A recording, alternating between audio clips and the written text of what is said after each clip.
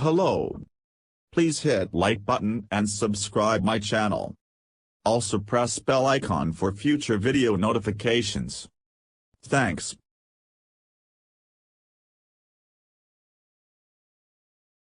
Over the past 200 years, the concentration of methane in the atmosphere has more than doubled. This is mainly due to human meat consumption. For one thing, cows and other ruminants produce methane during digestion.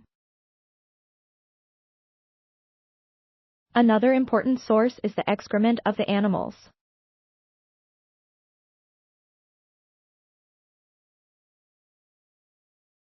One-third of the world's human-made methane comes from livestock, explains Felix Holtkamp, who is completing his doctorate at the INRES Institute of Crop Science and Resource Conservation at the University of Bonn.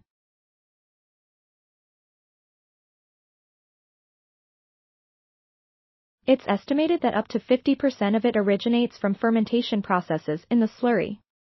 Researchers around the globe are therefore looking for ways to suppress these processes. Holtkamp, his scientific supervisor Dr. Manfred Trimborn from the Institute for Agricultural Engineering at the University of Bonn, and Dr. Joachim Clemens from the fertilizer manufacturer SF Soppenberg GmbH, have now presented a promising solution to the problem. We combined slurry from a farm in the lab with calcium cyanamide, a chemical that has been used as a fertilizer in agriculture for more than 100 years, Holtkamp says. This brought methane production to an almost complete halt. Emissions fell by 99% overall. Emissions fell by 99%. This effect started barely an hour after the addition and persisted until the end of the experiment half a year later. The long effectiveness is important, because slurry is not simply discarded. Rather, it is stored until the beginning of the following growing season and then spread on the fields as a valuable fertilizer. Months of storage are therefore quite common. During this time, the slurry is transformed by bacteria and fungi. They break down undigested organic material into smaller and smaller molecules. Methane is produced at the end of these processes.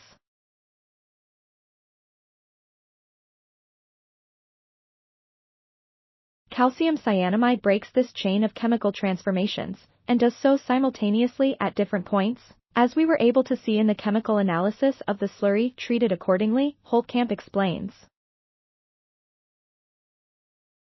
The substance suppresses the microbial degradation of short-chain fatty acids, an intermediate in the chain, and their conversion to methane. Exactly how this happens is still unknown. But the substance has other advantages as well. It enriches the slurry with nitrogen and thus improves its fertilizing effect.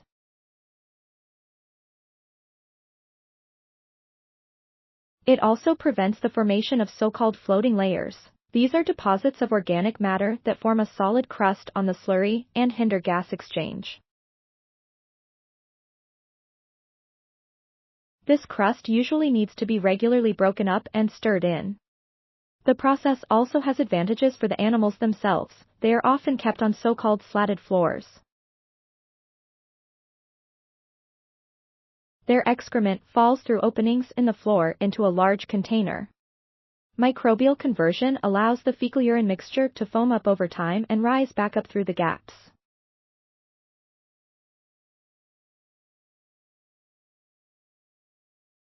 The animals are then standing in their own excrement, Holtkamp says.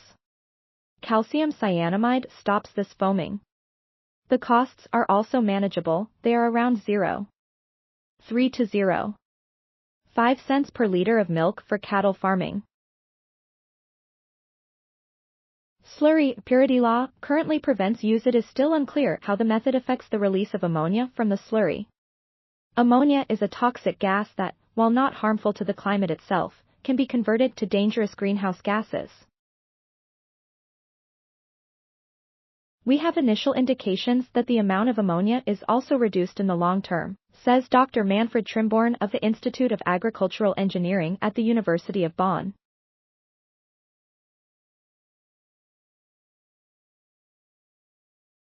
We can't say for sure at this point, though. In Germany, an environmental law currently prevents the addition of calcium cyanamide. A strict purity requirement applies to conventionally stored slurry at present. Thanks for watching. Please subscribe my channel for more videos.